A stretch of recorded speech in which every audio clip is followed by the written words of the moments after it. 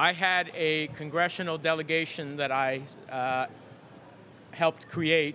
I asked my colleague, Senator Marco Rubio of Florida, Congressman Luis Gutierrez of Chicago, and several other colleagues, nearly a dozen members of the House and Senate, were going to join me on a congressional delegation of Puerto Rico to see firsthand the humanitarian crisis that is going on in Puerto Rico and to be able to argue with our colleagues in the Congress and with the administration of what we needed to do to help the people of Puerto Rico. That trip, originally I was told that we had a Department of Defense aircraft. That trip was canceled. Now, with the greatest military on the face of the earth, I would get on a cargo plane. I've done that in Iraq. I've done it in Afghanistan when things are being taken. I would have sat on a cargo plane to get to Puerto Rico. As I'm sure any other member who was going to go with me would have sat on a cargo plane if you're sending cargo. So to tell me that you don't have assets is ridiculous. And so I'm finding my own way commercially there, and we're going to get there and we're going to see, and we're not going to be deterred from seeing firsthand what we are doing and what we are not doing. And that's why I'm committed to going. Well, look, I don't know what the president knows or doesn't know, other than that it's a big ocean and there's an island in the ocean. I wish he would have tweeted that we have 3.8 million United States citizens. I wish he would have tweeted that, in fact, I am going to use all of the power of the federal government to assist those United States citizens. I hope he understands they're United States citizens. They are one JetBlue flight away from Florida, Orlando, or Newark, New Jersey, to observe and have all the rights of any other United States citizen. Now, I don't know what he does or doesn't know about Puerto Rico, other than that it's an island in a big ocean. I tell you, I shudder to think that that's what's going to happen. So I'm glad he's going to visit so that he gets a full understanding. But we needed to move, knowing that this was a Category 5 hurricane after Irma. What did you expect on the island? You had to expect I didn't have to wait to see the results to know there was going to be massive damage, massive consequences. So I don't know what he knows or doesn't know about Puerto Rico. I hope he gets educated on it. Yes. I will arrive tomorrow morning.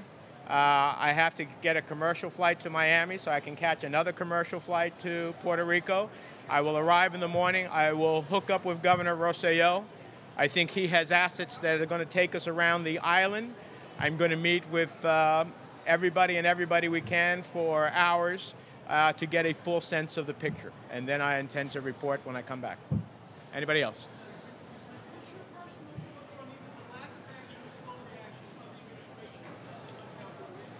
I echo one of the most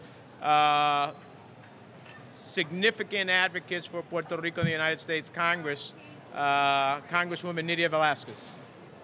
And I think she's surmised to my feelings very much.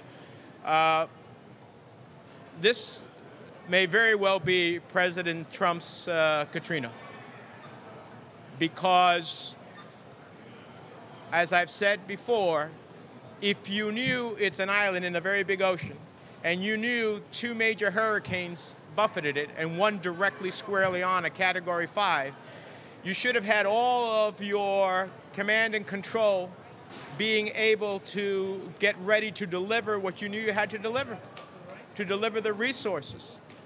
Right now, the Governor Rosselló told me that 70% of the national police in Puerto Rico have not reported to duty. That means only 30% of all the police security for the island has shown up for duty, not because they're abandoning duty, but because they either can't get to duty or been affected. So what does that mean about the security situation? I look forward to seeing that tomorrow. That means we could send National Guard troops. That means we could ask states to send state troopers. We could ask sheriff's departments to send sheriffs. I'm sure that as Americans, that's why I believe this country is called the United States of America. When we are in trouble, we help each other.